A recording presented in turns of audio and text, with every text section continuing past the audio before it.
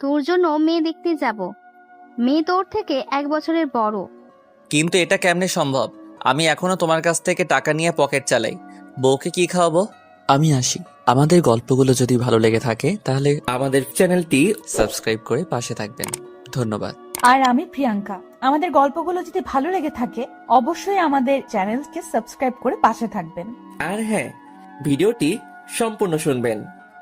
কলেজে যাওয়ার জন্য রেডি হচ্ছি, এমন সময় আম্মু এসে বলল, আজকে একটু তাড়াতাড়ি আসিস। কেন? তোকে নিয়ে আমার বান্ধবীর বাসায় যাব। তোমার বান্ধবীর বাসায় তুমি যাও, আমি গিয়ে কি করব? আরে যাব তো তোর জন্য। রাবেয়া তোকে নিয়ে যাওয়ার জন্য বলেছে। আমার জন্য যাবে মানে? তোর জন্য মেয়ে দেখতে যাব। তুমি কি পাগল হইছো? মেয়ে দেখবা মানে? আমি আর রাবেয়া একে অপরকে কথা দিয়েছিলাম আমাদের ছেলে মেয়েকে একসাথে বিয়ে দিয়ে আমাদের সম্পর্কটা আরো গভীর করব। বাহ, নিজেদের জন্য আমাকে কেন বলে দিচ্ছ? তুই ছাড়া আমার আর কোনো ছেলে আছে নাকি? থাকলে তো তাকেই দিতাম। কিন্তু এটা কেমনে সম্ভব? আমি এখনো তোমার কাছ থেকে টাকা নিয়ে পকেট চালাই। বউকে কি খাওয়াবো? তুই যে কি রোজগার করে খাবি সেটা আমি খুব ভালো করেই জানি।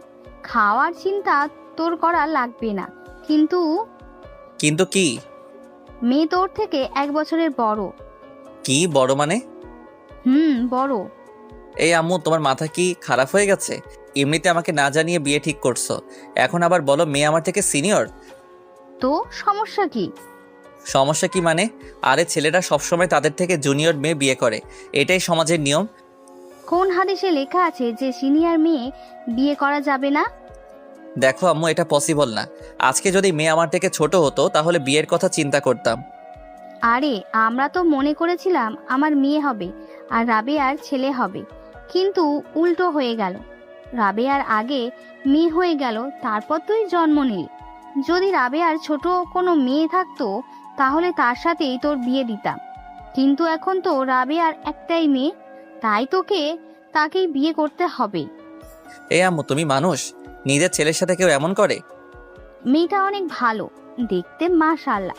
তুই একবার তাকিয়ে আর চোখ ফেরাতেই পারবি না। অনার্স 3য় বর্ষে পড়ে। কি? তৃতীয় বর্ষ মানে? অনার্স 3য় বর্ষে পড়ে।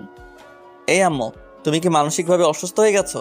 মেয়েটা আমার থেকে 2 ক্লাস সিনিয়র আর বয়সে 1 বছরের সিনিয়র। এটা কেমনে সম্ভব? লোকজন আমাকে কি বলবে?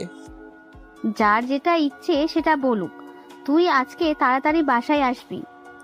কিন্তু আম্মু, পুরোটা না শোনার আগেই চলে গেল। দূর শালা, মেজাজটাই খারাপ করে দিল। হায় রে, বন্ধুরা আমাকে কি বলবে? বলবে যে আমি একটা বুড়িকে বিয়ে করছি। হায় আল্লাহ, উঠায় নাও আমারে।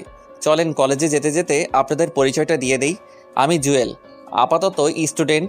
বাকিটা গল্প পড়তে পড়তে জেনে যাবেন। কলেজে গিয়ে মনমরা হয়ে বসে আছি, এমন সময় আসলো 2 হারামি।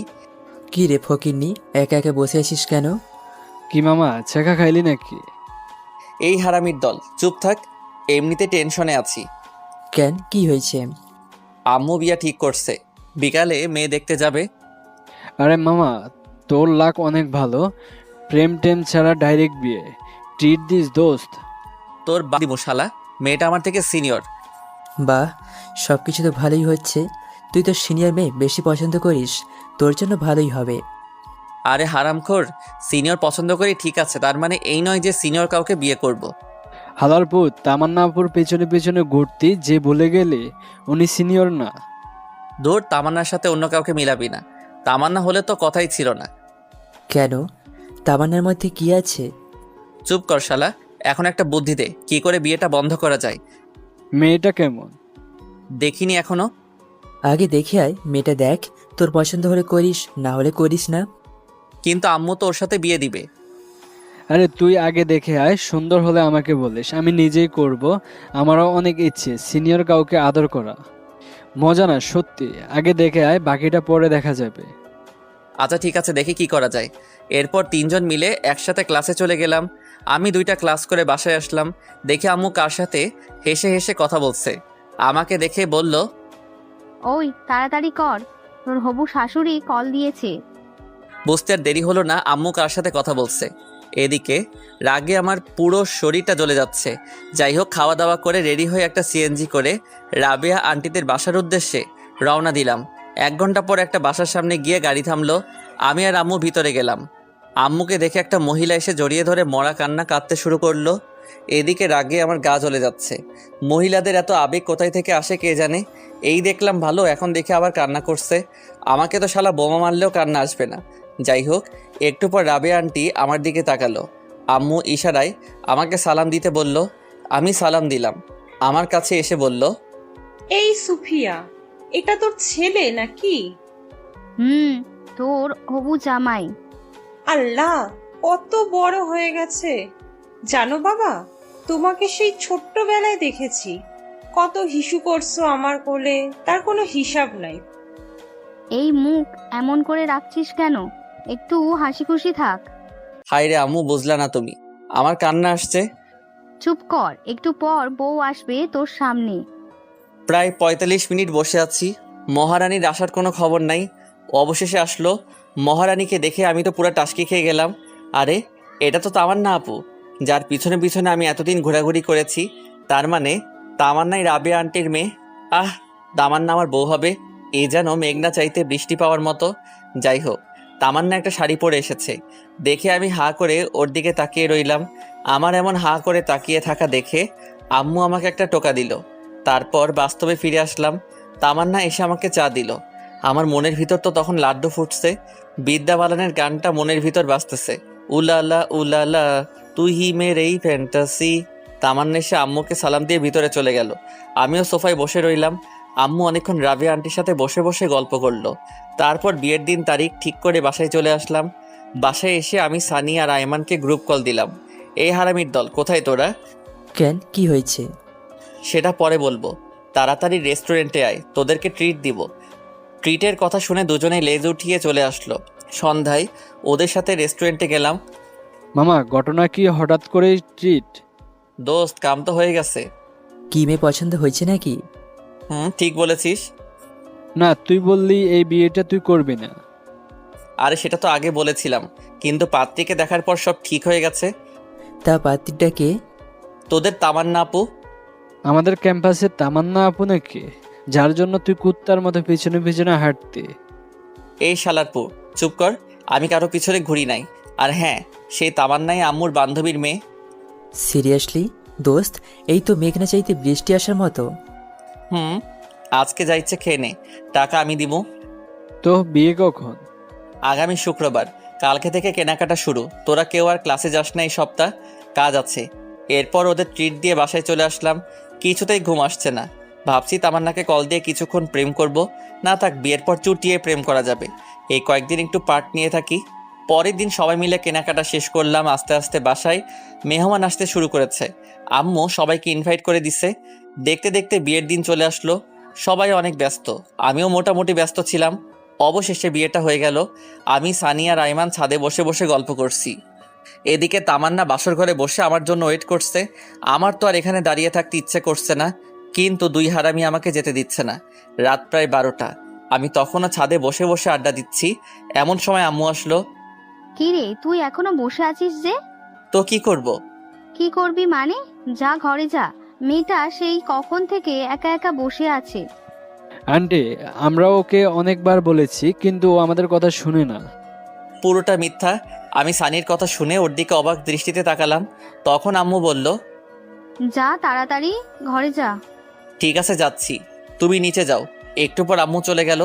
আমি সানিকে একটা লাথি দিয়ে বললাম, এই হারামখোর, তুই আমাকে অনেক যেতে বলেছিস। শালা, তোর জন্য আমি যেতে পারছি না, আর তুই বলছিস আমাকে যেতে বলেছিস।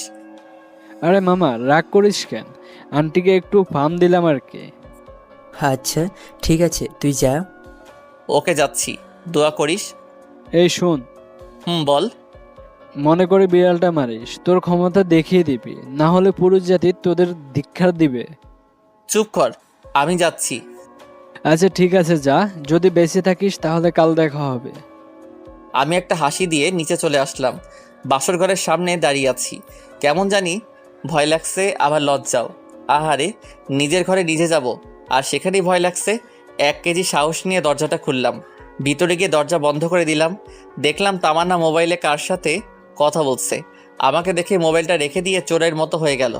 মোবাইলটা রেখে দিল। আমি গিয়ে সামনে দাঁড়ালাম, ভাবছি সে হয়তো সালাম করবে। অনেকক্ষণ দাঁড়িয়ে থাকার পর দেখলাম সে এখনও বসে আছে। আমি মনে করছি আমি তার জুনিয়র, তাই হয়তো সালাম করতে লজ্জা লাগছে বা করবে না। থাক, করা লাগবে না, একটা সালাম আর কিছু যায় আসে না। আমি গিয়ে খাটের উপর বসলাম। তখন তামান্না বলল, তোর সাথে আমার কিছু কথা আছে। বাহ, শুরুতেই তুই আমি বললাম? কি কথা বলেন? আমি তোকে স্বামী হিসেবে মানতে পারবো না। মুহূর্তে যেন আমার পায়ের নিচ থেকে মাটি সরে যেতে লাগলো। নিজেকে শক্ত করে বললাম, কেন পারবেন না? আর সেই কথা বিয়ের আগে বলেননি কেন? বলিনি কারণ আম্মুর কথার উপর আমি কোনো কথা বলতে পারবো না। তাছাড়া বাবা অসুস্থ। এখন যদি আমি বিয়েতে না করি তাহলে বাবা হয়তো আরো বেশি অসুস্থ হয়ে যাবে। আপনার বাবা মায়ের কথা চিন্তা করে আপনি আমার লাইফটা নষ্ট করে দিলেন কেন? আপনার যদি বিয়েতে মত না থাকতো আপনার বাবা মাকে বলতেন। বলে কোনো লাভ হবে না, ওরা কিছুতেই আমার কথা শুনবে না। আমাকে বলতেন, আমি আম্মুকে বলে দিতাম যে আপনাকে আমার পছন্দ হয়নি। আমি রাশেদকেও অনেকবার বলেছি পালিয়ে যাওয়ার জন্য, কিন্তু ও এখন নাকি কিছু করতে পারবে না, কিছুদিন সময় লাগবে। রাশেদকে? আমার বয়ফ্রেন্ড। তো এখন আপনি কি চান? ডিভোর্স। কথাটা শুনে বুকের ভিতরটা কেমন যেন কেঁদে উঠল। ডিভোর্স তার বললেই হয়ে যাবে না? কমপক্ষে 6 মাস একসাথে থাকতে হবে। কি 6 মাস? তোকে তো আমার 1 সেকেন্ডও সহ্য হয় না। ডিভোর্স পেতে হলে 6 মাস সহ্য করতে হবে। আচ্ছা ঠিক আছে, আর হ্যাঁ, আর একটা কথা। কি? এই 6 মাস কোনোভাবেই আমার উপর স্বামীর অধিকার খাটাতে আসবি না। ওকে, এই 6 মাস সবার সামনে অন্তত বউয়ের মতো থাকবেন। মা যদি জানতে পারে অনেক কষ্ট পাবে, আর আমি মায়ের কষ্ট সহ্য করতে পারি না। আচ্ছা ঠিক আছে। তারপর আমি রুম থেকে চলে যাচ্ছি, এমন সময় তামান্না আবার ডাক দিল। এই কই যাস? বাইরে। এখানে থেকে কি করব? না, তুই বাইরে যাবি না। কেন? বাইরে গেলে সবাই সব বুঝে যাবে। বাহ, বুদ্ধি আছে। এরপর আমি খাটে ঘুমাতে যাব, এমন সময় তামান্না আবারও চিৎকার দিয়ে ডাক দিল। এই কি করছিস?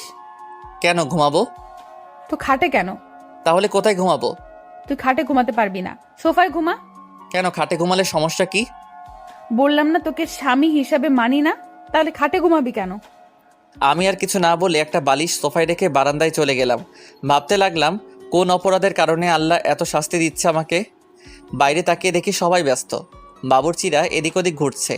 আম্মুও সবার সাথে বসে বসে গল্প করছে। কিছুক্ষণ দাঁড়িয়ে থেকে আবার রুমে চলে আসলাম।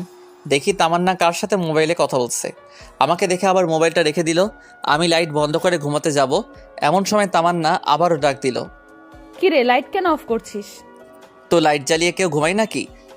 আমি তোকে বিশ্বাস করতে পারছি না, তুই লাইট দে। ধুর, এই রুমেই থাকবো না। এই কই যাস?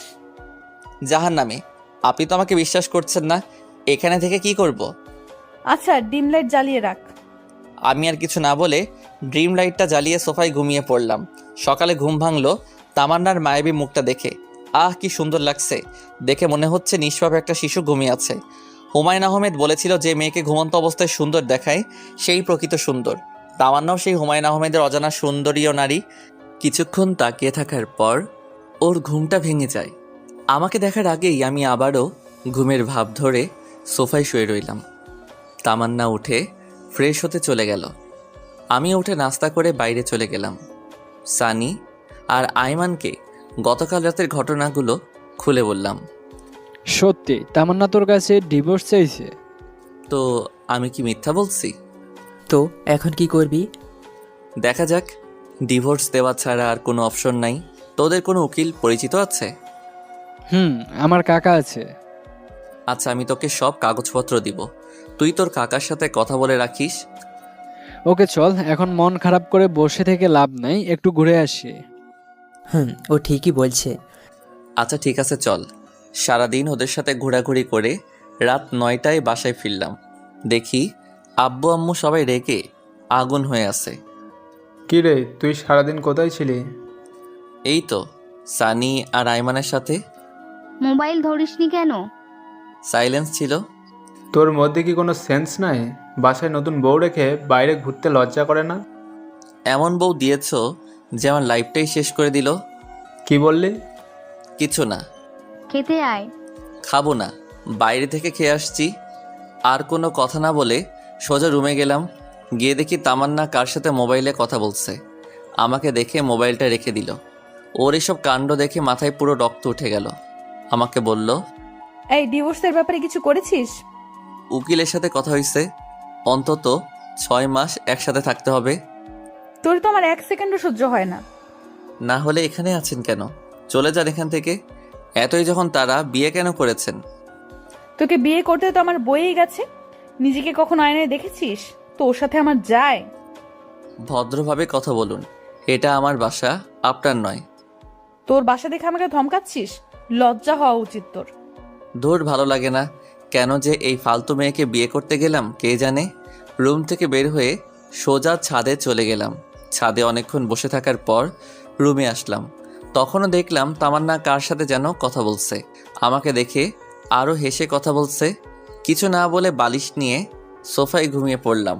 সকালে ঘুম থেকে উঠে দেখি তামান্না বিছানায় নেই। মনে হয় ওয়াশরুমে গেছে। মোবাইলটা টেবিলের উপর রাখা। আমি তাড়াতাড়ি উঠে মোবাইলটা নিলাম। বাহ, লক করা নেই। সাথে সাথে মেসেজগুলো দেখতে লাগলাম। মেসেজ দেখে আমার পুরো মাথা খারাপ হয়ে আছে। আমি নাম্বারটা নিয়ে নিলাম। দরজার আওয়াজ শুনলাম, মনে হয় তামান্না আসছে। আমি মোবাইলটা রেখে তাড়াতাড়ি বাইরে চলে গেলাম। এভাবেই তামান্না আর আমার দিনগুলো চলতে লাগলো। আমি কলেজে যাওয়া শুরু করলাম। পরের দিন থেকে তামান্নাও যায়। আম্মু বলছে দুজনকে একসাথে যাওয়ার জন্য, কিন্তু তামান্না আমাকে পার্সোনালি নিষেধ করে দিয়েছে। সে আমার সাথে যাবে না। সেদিন ক্লাস শেষ করে আমি বাইরে এসে দেখি তামান্না তার বন্ধুদের সাথে বসে বসে আড্ডা দিচ্ছে আর হাসাহাসি করছে। দেখেই রাগ হতে শুরু করলো। আমি কাছে গেলাম। চলেন। কোথায়? বাসায়। আমি তোর সাথে যাব না, তুই যা। তুই বলার কারণে সবাই হা করে আমার দিকে তাকিয়ে আছে। আম্মু বলেছে আপনাকে সাথে করে নিয়ে যেতে। এই কুত্তা, তোরে না বলছি আমার উপর স্বামীর অধিকার খাটাতে আসবি না? যা, তুই তোর মাকে নিয়ে থাক। মাকে নিয়ে কোনো বাজে কথা বলবেন না। বললে কি করবি? আপনি বাসায় চলুন। এই কথা বলে আমি ওর হাতটা ধরে টানতে চাইছি, এমন সময় ঠাস আমার গালে একটা চর বসিয়ে দিল। তোর সাহস কি করে হয় আমার হাত ধরার, বেহায়া কোথাকার? এই কথা বলে তামান্না উঠে চলে গেল। আমি গালে হাত দিয়ে দাঁড়িয়ে রইলাম। পুরো ক্যাম্পাসের ছাত্রছাত্রী আমার দিকে তাকিয়ে আছে। লজ্জায় মাথা কাটা গেল। আমি আর দাঁড়িয়ে না থেকে একটা পার্কের পাশে এসে বসে রইলাম। এমন সময় তামান্নার মোবাইল থেকে নেওয়া নাম্বারটার কথা মনে হলো। চিন্তা করলাম কল দিব, কিন্তু না, দিলাম না। নাম্বারটা সেভ করে নিলাম। ইমোতে কানেক্ট হওয়ার পর প্রোফাইলের ছবিটা দেখলাম। একটু সুন্দর হ্যান্ডসাম ছেলে বাইকের উপর বসে আছে। মনে হয় এই ছেলের সাথেই তামান্নার রিলেশন চলছে। ছেলেটাকে দেখে কেমন যেন মনে হলো প্লে বয়। আমি ছবিটা নিয়ে আমাদের বন্ধুদের গ্রুপে দিলাম আর বললাম এই ছেলেকে দেখার সাথে সাথেই আমাকে কল দিতে। তারপর ওখানে আরও কিছুক্ষণ থেকে বাসায় চলে গেলাম। বাসায় যাওয়ার সাথে সাথেই আম্মু এসে ঠাস করে একটা চর বসিয়ে দিল। আমি আবুলের মতো দাঁড়িয়ে রইলাম। মারলে কেন? বেশ করেছি, তোকে আরো মারা উচিত। কেন? কি করেছি আমি? লজ্জা করে না তোর বাসায় বউ রেখে অন্য মেয়েকে নিয়ে পার্কে ঘুরতে? মানে কে বলেছে এসব? তামান্না তোকে আর একটা মেয়েকে একসাথে দেখেনি। তোকে নিষেধ করার কারণেই তুই তামান্নাকে সবার সামনে মেরেছিস। শুনেই আমার মাথায় আকাশ ভেঙে পড়ল। আম্মু, আমার কথাটা শোনো। চুপ কর, আমাকে আম্মু বলবি না। আমি কোনোদিন চিন্তাও করিনি তুই এত খারাপ হয়ে যাবি। আম্মু, সব কিছু মিথ্যা। আমি জানি, তুই যা আমার চোখের সামনে থেকে, তোকে যেন আর না দেখি। ধুর, কার মুখ দেখে ঘুম থেকে উঠলাম কে জানে। অপরাধ না করে অপরাধী হয়ে গেলাম। নিজের মাও বিশ্বাস করছে না। ব্যাগটা নিয়ে বাইরে চলে গেলাম। অনেকক্ষণ বসে থাকার পর দেখলাম রাত অনেক বেশি হয়ে গেছে। বাসায় না গিয়ে সানির বাসায় চলে গেলাম। কিরে, রাতের বেলা তুই এখানে? কেন, সমস্যা হচ্ছে নাকি? বলে বলো, চলে যাচ্ছি। আরে পাগল নাকি? কিসের সমস্যা? তোকে তো জোর করেও নিয়ে আসা যায় না, কিন্তু নিচ থেকে আসলি, তাও রাতের বেলায়। তাই জিজ্ঞেস করলাম। আচ্ছা বাদ দে, ভিতরে আয়। ভিতরে যাওয়ার পর ওর আব্বু আম্মুকে সালাম করে ওর রুমে চলে গেলাম। ফ্রেশ হয়ে আসলাম, দেখে আব্বু বারবার কল দিচ্ছে। আমি কেটে দিয়ে সুইচ অফ করে দিলাম। সানির আম্মু এসে খাবার জন্য ডাকতে লাগলো। দুজনে গিয়ে খেয়ে আসলাম। সানি বলল, এখন বল কাহিনী কি? আমি পুরো ঘটনাটা সানির সাথে শেয়ার করলাম। সানি বলল, তাহলে এই ব্যাপার। আচ্ছা, তোর কাকার সাথে ডিভোর্সের ব্যাপারে কথা বলেছিস? কিছুদিনের মধ্যে ডিভোর্স পেপার চলে আসবে। তুই একটু বলিস যেন তাড়াতাড়ি দিয়ে দেয়। আচ্ছা ঠিক আছে। তারপর সানির সাথে ঘুমিয়ে পড়লাম। পরের দিন সানিদের বাসা থেকে সরাসরি কলেজে চলে গেলাম। ক্লাস করতে ভালো লাগছে না, তাই বাইরে এসে আমি, সানি আর আয়মান গাছতলায় বসে আছি। দেখলাম তামান্না একটা ছেলের সাথে বাইকে করে কলেজে আসছে। বাইক থেকে নেমে ছেলেটার হাত ধরে উপরে যেতে লাগলো। দেখে আমার মাথা খারাপ হয়ে গেল। আরে সে তো এখন আমার বউ। ডিভোর্স হওয়ার পর সে যা ইচ্ছা করুক, কিন্তু এখন কেন? রাগে আমার লোম দাঁড়িয়ে গেল। তারপর আমি উঠে তামান্নার কাছে যেতে লাগলাম। তোরা দাঁড়া, আমি আসছি। দাঁড়া, আমরাও আসছি। তারপর তিনজন মিলে তামান্নার সামনে গেলাম। আপনি এই ছেলেটার হাত ধরেছেন কেন? সেটা কি তোকে বলতে হবে? অবশ্যই, ভুলে যাবেন না আমি আপনার স্বামী। তোকে আমি স্বামী হিসেবে মানি না। তোকে না বলেছি আমার উপর অধিকার খাটাতে আসবি না? আপনি না মানলে কিছু করার নাই। আপনি এখনও আমার স্ত্রী, আমাদের এখনও ডিভোর্স হয়নি। সো আপনাকে আমার কথা মতো চলতে হবে। যদি না চলি কি করবি? দেখবেন কি করব। কি করবি তুই দেখা। আমি আস্তে আস্তে তামান্নার কাছে যেতে লাগলাম, আর সে পিছাতে লাগলো। আমি তামান্নার সামনে গিয়ে তামান্নার পাশে থাকা ছেলেটাকে একটা ঘুষি মারি। আমার কর্মকাণ্ড দেখে সবাই হা করে তাকিয়ে আছে। ছেলেটার কলার চেপে ধরে বললাম, এই হালার পুত, কী নাম তোর? লজ্জা করে না অন্যের বউয়ের সাথে প্রেম করতে? তুই জানিস আমি কে? তুই আমেরিকার প্রেসিডেন্ট হলেও আমার দেখার টাইম নাই। তোকে যদি তামান্নার সাথে দেখি তোর খবর আছে। দেখ তোর কি হাল করি। সাথে সাথে মোবাইলটা বের করে কাকে যেন কল দিতে চাইছিল। আমি মোবাইলটা নিয়ে আছাড় দিয়ে ভেঙে ফেললাম। তারপর ছেলেটাকে আরও একটা ঘুষি দিলাম। ঠোঁট কেটে রক্ত বের হচ্ছে। সানি আর আয়মান এসে আমাকে টেনে নিয়ে গেল।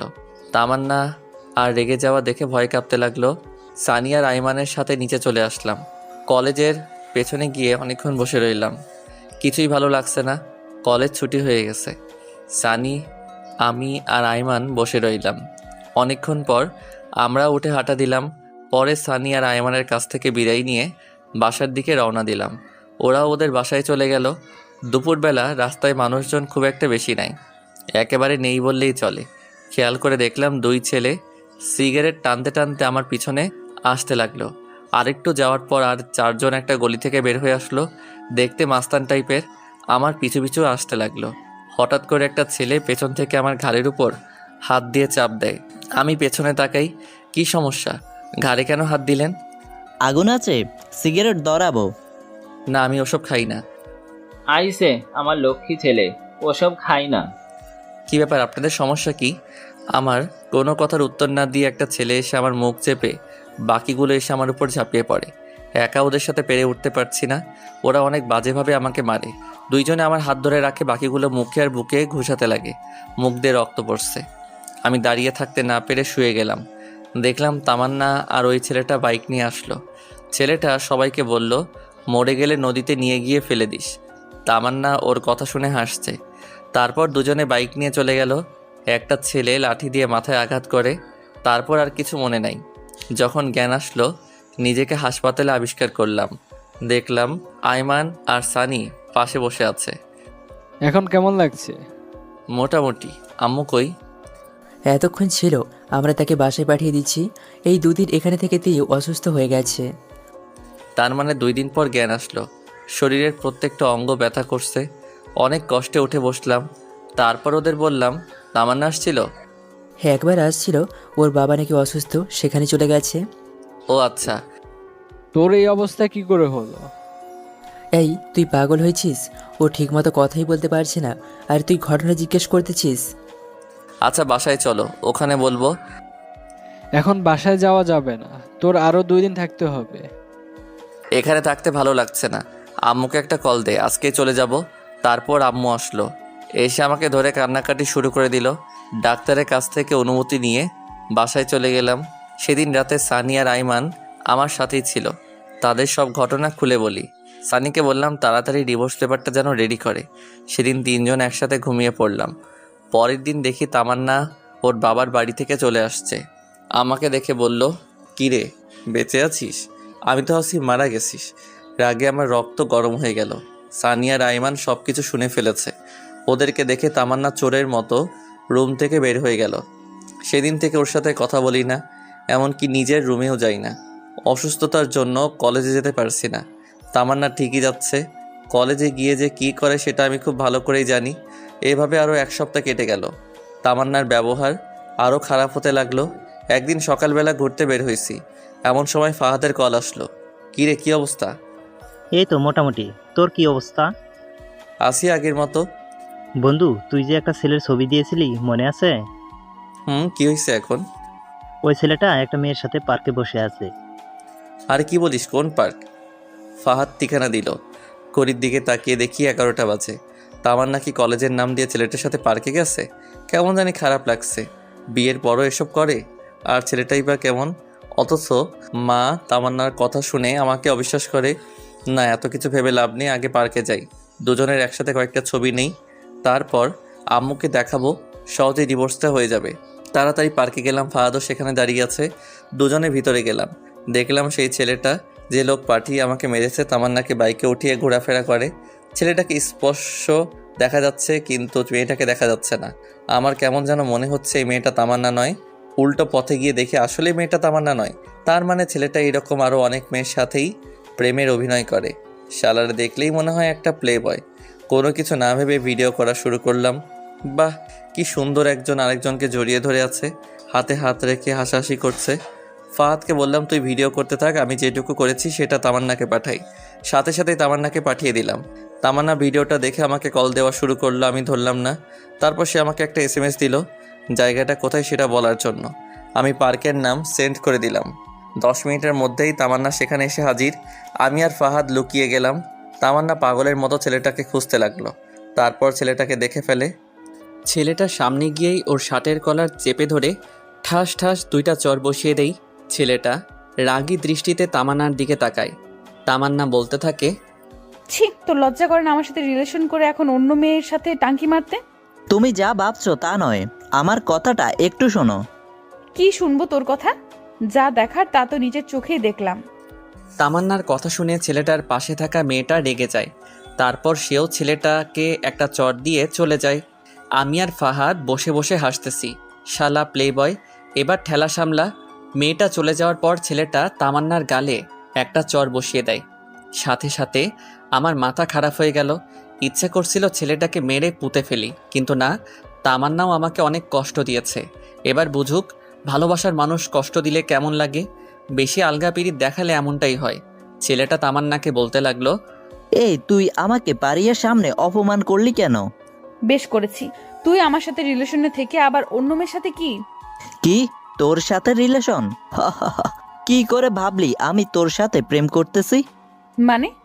মানে আমি তোর সাথে কোনো রিলেশন করিনি। যা ছিল সেটা হচ্ছে টাইম পাস। আর তোর মতো মেয়েকে আমি আমার স্ত্রী বানাবো সেটা ভাবলি কি করে? কেন, আমি কি করছি? পারবি না কেন? যে মেয়ে বাসায় স্বামীর সাথে খারাপ ব্যবহার করে, বিয়ের পরেও অন্য ছেলের সাথে রিলেশন করে, তাকে আমার বউ বানাবো? এটা জীবনেও সম্ভব নয়। প্রপোজ করার সময় এটা মনে ছিল না? সব ছিল। তোর সাথে জাস্ট টাইম পাস করেছি, টাকা নেওয়ার জন্য আর তোর শরীর ভোগ করার জন্য। টাকা তো খেয়েছি, কিন্তু শরীরটা এখনো বাকি আছে। আর আমি বিয়ে করব পারিয়াকে।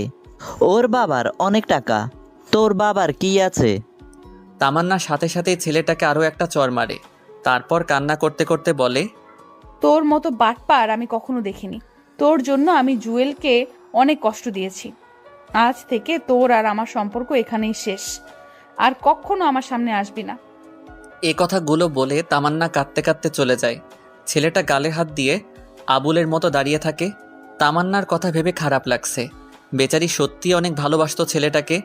আবার অনেক আনন্দ লাগছে যে ফকিন্নি আমার সাথে অনেক বাজে বিহেভ করেছে। এবার ঠেলা বোঝ, আর কিছুদিন আমিও তোরে ডিভোর্স দিব। তখন বুঝবি তোর জীবনে এই জুয়েলের গুরুত্ব কি পরিমাণ ছিল। যাই হোক, ফাহাদকে একটা ধন্যবাদ দিলাম। সে ছেলেটাকে না দেখলে হয়তো ছেলেটা তামান্নার সাথে শারীরিক রিলেশনও করে ফেলতো। আল্লাহ বাঁচাইছে। আমি মোবাইলটা বের করে আমাদের বন্ধুদের মেসেঞ্জার গ্রুপে একটা মেসেজ লিখলাম, দুপুরে সবাই সিজলার রেস্টুরেন্টে আসিস, আমি ট্রিট দিব। মেসেজ পেয়ে সবাই লেজ উঠিয়ে ট্রাঙ্ক রোডে চলে আসলো। সবাই সেখান থেকে সিজলারে গেলাম। আমি, সানি, আইমান, হাকিম আর ফাহাদ সবাই মিলে খাওয়া দাওয়া করলাম। আইমান আমাকে জিজ্ঞেস করলো, হঠাৎ ট্রিট কেন? আমি সব ঘটনা খুলে বললাম। সবাই মোটামুটি খুশি। সানিকে জিজ্ঞেস করলাম, ডিভোর্স লেটার ঠিক হতে আর কয়দিন লাগবে? সে বলল, আরও কিছুদিনের মধ্যে হয়ে যাবে। বিকালে আর বাসায় গেলাম না, সবাই মিলে আড্ডা দিলাম। রাতে বাসায় গেলাম। কিরে, সারাদিন কই ছিলি? এই তো বন্ধুদের সাথে। এই অসুস্থ শরীর নিয়ে বন্ধুদের সাথে কি? এই তোর সাথে কি তামান্নার কিছু হয়েছে? না, কেন? দুপুরে এসে না খেয়ে শুয়ে আছে। অনেকবার ডেকেছি, খাবে না বলেছে। রুম থেকে বের হচ্ছে না।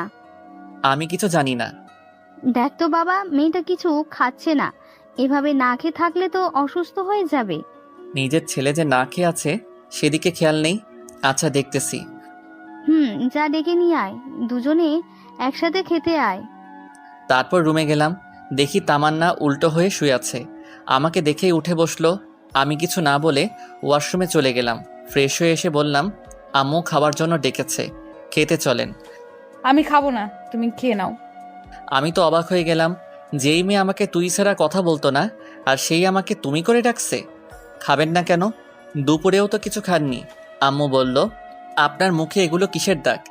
কিছু মশা মারতে গিয়ে। খেতে আসেন, সবাই বসে আছে। আর কিছু না বলে খেতে চলে গেলাম। খাওয়া শুরু করে দিলাম, কিন্তু সে আসছে না। কেন, কিছু হয়েছে? শরীর খারাপ মনে হয়। ওহ আল্লাহ, কি বলিস? ডাক্তারকে কল দে। আরে ধুর, তেমন অসুস্থ না, ঘুমালে ঠিক হয়ে যাবে। আমি আর আম্মু খেয়ে নিলাম। চলে যাওয়ার সময় আম্মু বলল, জুয়েল, কিছু বলবে? বলছিলাম কি, তুই খাওয়াটা রুমে নিয়ে যা। ওর খিদা লাগলে খেয়ে নিবে। প্লিজ বাবা, না করিস না। কি আর করা, ইচ্ছা না থাকা সত্ত্বেও খাবারগুলো রুমে নিয়ে গেলাম। খাবারগুলো টেবিলের উপর রাখলাম। তামান্নাকে বললাম, ভাত নিয়ে আসছি, খেয়ে নিন। খাবো না, খিদে নেই। না খেলে শরীর খারাপ করবে, খেয়ে নিন। আর কিছু না বলে বালিশটা নিয়ে সোফায় শুয়ে পড়লাম। তামান্না কিছু একটা বলতে গিয়েও বলল না। রাতের বেলা হঠাৎ কিছু একটা শব্দ শুনে ঘুমটা ভেঙে গেল। তাকিয়ে দেখি তামান্না পাগলের মতো খাবারগুলা খাচ্ছে। আমি মুচকি হেসে মনে মনে বললাম, গরিবের কথা বাসি হলেও মিষ্টি হয়। আমি না জাগার ভান ধরে শুয়ে আছি। তামান্না একবার খাবারের দিকে তাকায়, আরেকবার আমার দিকে তাকায়। তারপর ঘুমিয়ে পড়লাম। ঘুম থেকে উঠে দেখি তামান্না নিজের কম্বলটা আমার গায়ে জড়িয়ে দিয়ে কোথায় যেন চলে গেছে। উঠে ফ্রেশ হয়ে নিলাম। খাওয়ার টেবিলে গিয়ে দেখি পছন্দের সব খাবার। ঘটনা কি?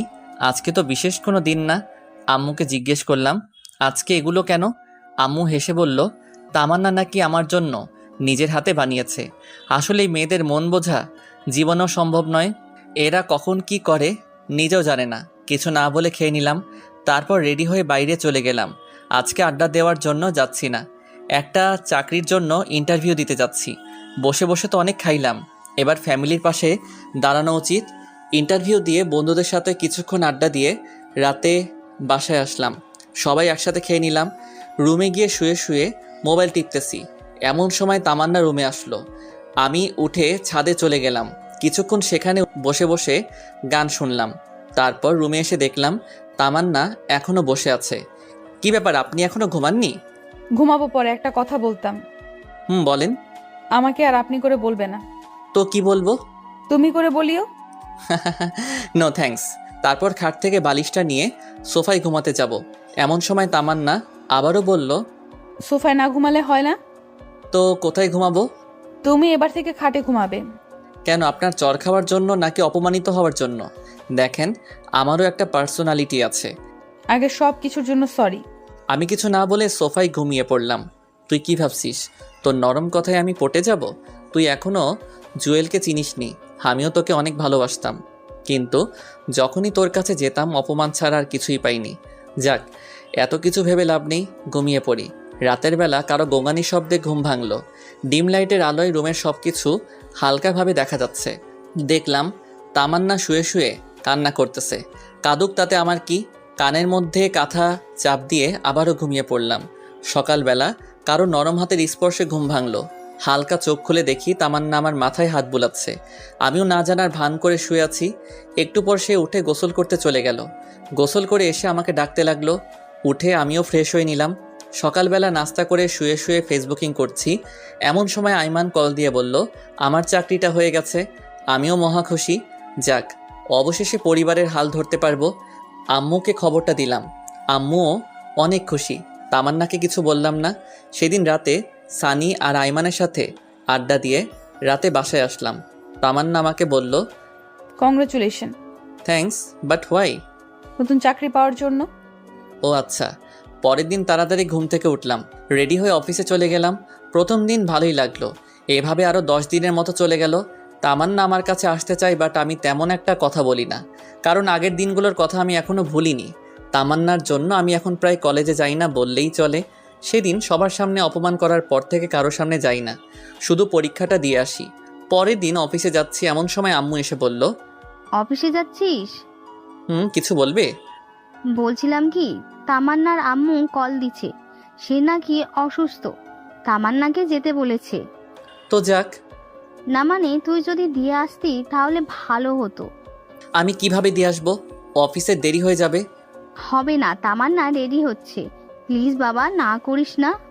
কি আর করা, আম্মুর কথা মতো তামান্নাকে নিয়ে বাসা থেকে বের হলাম। একটা সিএনজি নিলাম, তামান্নার পাশাপাশি বসে আছি, কিন্তু কোনো কথা বলছি না। তামান্না কি যেন বলবে, মুখ দেখে বুঝলাম। তারপর জিজ্ঞেস করলাম কি বলবেন? তোমার অফিস কখন শেষ হবে? 4টায়। কাজের চাপ থাকলে দেরি হতে পারে। ও আচ্ছা, একটা কথা বলতাম। বলেন। তোমার অফিসে মেয়ে কলিগ আছে? আছে, 5 জন আছে, 2 জন আমার পাশেই বসে। ও আচ্ছা। কথা বলতে বলতে তামান্নাদের বাসার সামনে চলে আসলাম। তামান্নাকে নামিয়ে দিয়ে চলে আসতে যাব, এমন সময় বাসায় যাবে না? না, আমার দেরি হয়ে যাচ্ছে। অফিস শেষে আসবে? না, আর কারো অপমান সহ্য করব না। এমনিতেই অনেক অপমানিত হয়েছি, কলেজে যাওয়া বন্ধ করে দিছি। আপনি বাসায় চলে যান। তামান্না কিছু একটা বলতে চাইছিল, সেদিকে না তাকিয়ে ড্রাইভারকে বললাম গাড়ি টান দিতে। তারপর সেখান থেকে সোজা অফিসে চলে গেলাম। সারাদিন অফিস করে বিকালে আড্ডা দিয়ে বাসায় গেলাম। কিরে তুই এখানে কেন? তো কোথায় যাব? তুই তামান্নাদের বাসায় যাসনি? আমারে কি পাগলা কুত্তাই কামড়াইছে? খাবার দাও তো, এগুলো ভালো লাগছে না। তোমার কথা রাখতে গিয়ে আজকে আমার জীবনটা তেজপাতা হয়ে গেল। কি? কিছু না, খাবার দাও, আমি ফ্রেশ হয়ে আসছি। আচ্ছা আয়। খাওয়া দাওয়া করে রুমে গিয়ে খাটে শুয়ে পড়লাম। আহ কি শান্তি, আজকে কতদিন পর শান্তিতে ঘুমাবো। এতদিন এই ফকিন্নির জন্য খাটে ঘুমাতে পারিনি। মনে হচ্ছে 20 বছর খাটে ঘুমাই না। শুয়ে শুয়ে গান শুনছি, এমন সময় একটা নতুন নাম্বার থেকে কল আসে। হ্যালো, আসসালামু আলাইকুম। কে বলছেন? আমি। আরে আমিটা কে? আমি তামান্না বলছি। ও আচ্ছা, এটা কার নাম্বার? কাজিন একটার। তুমি ঠিক মতো খাইছো?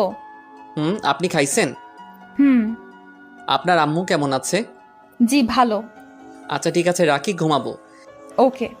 কল কেটে দিয়ে ভাবছি হঠাৎ এত কেয়ার নিতেছে কেন। মাইয়া মানুষের বিশ্বাস নাই, এদের মনে কখন কি চলে এরা নিজেরাই জানে না। যাই করুক, তামান্না যে আমাকে আস্তে আস্তে ভালোবেসে ফেলেছে সেটা আমি ঠিকই বুঝতে পেরেছি। এভাবে 1 সপ্তাহ চলে গেল।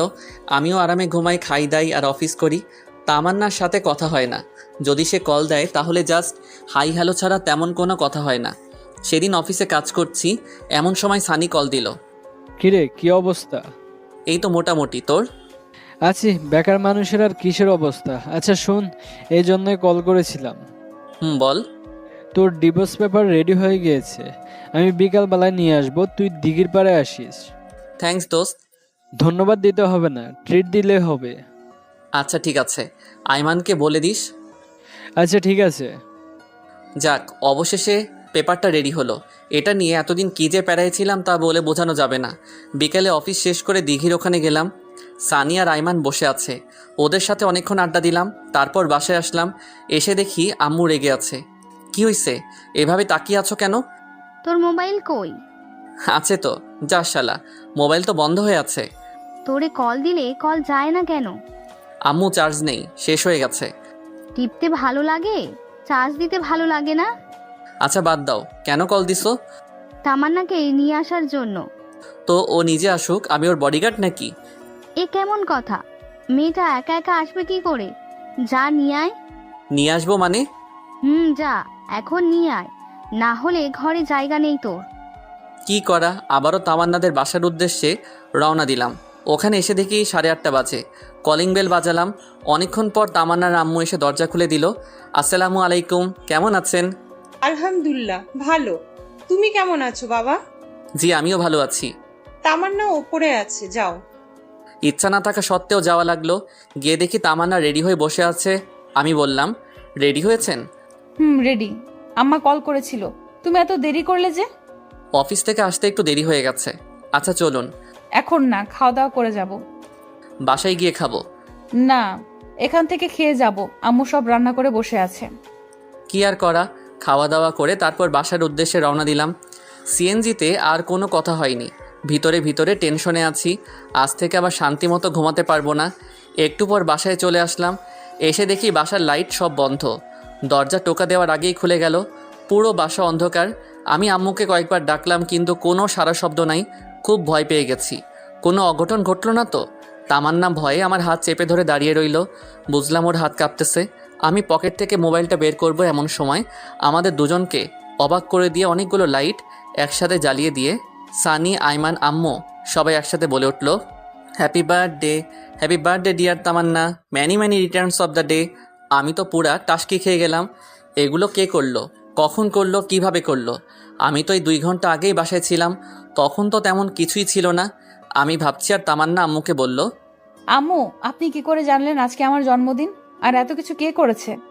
সবাই একসাথে আমাকে দেখিয়ে দিল। আমি আরও একটা টাসকি খেলাম। যাই হোক, সবাই মিলে কেক কাটলাম। তামান্না প্রথমে আমাকে খাইয়ে দিল, আমিও খাইয়ে দিলাম। একে একে সবাই খাওয়া দাওয়া করে অনেক মজা করলাম। সানিয়া, রাইমান তামান্নাকে অনেকগুলো গিফট দিল। আম্মু একটা রিং দিল, বাকি শুধু আমি আছি। সানি হঠাৎ করে বলল, জুয়েল তার গিফট কালকে সকালে দিবে। আমি নির্বাক হয়ে দাঁড়িয়ে রইলাম। পরে আমি, সানিয়া, রাইমান ছাদে চলে গেলাম। কিরে, তোরা এত কিছু কি করে জানিস? আমরা জানতাম না, আন্টি আমাদেরকে বলছে, আর তোকে কিছু বলতে নিষেধ করেছে। ও আচ্ছা। এই সানি, তুই যে বলিস সকালে গিফট দিব, কি গিফট দিব? আরে বেটা, তামান্না তোর কাছে ডিভোর্স চাইছে না? ডিভোর্স পেপার তো রেডি, সকালে দিয়ে দিবি। আর এটা হবে তামান্নার জন্য সবচেয়ে বড় উপহার। ঠিক, চল, অনেক রাত হয়েছে, ঘুমিয়ে যাই। চল। এরপর বাসায় চলে আসলাম। সানি আর আইমানকে রুম দেখিয়ে দিয়ে আমি আমার রুমে গেলাম। দেখলাম তামান্না বসে বসে মোবাইল টিপতেছে। আমি যাওয়ার পর, থ্যাঙ্কস। কেন? এত বড় সারপ্রাইজ দেওয়ার জন্য। ঘুমিয়ে যান, অনেক রাত হইছে। তারপর বিছানা থেকে বালিশ নিয়ে সোফায় যাচ্ছি এমন সময় তামান্না বলল, আমার গিফট কালকে অফিসে যাওয়ার আগে টেবিলের উপর রেখে যাব। ওকে একটা কথা বলার ছিল।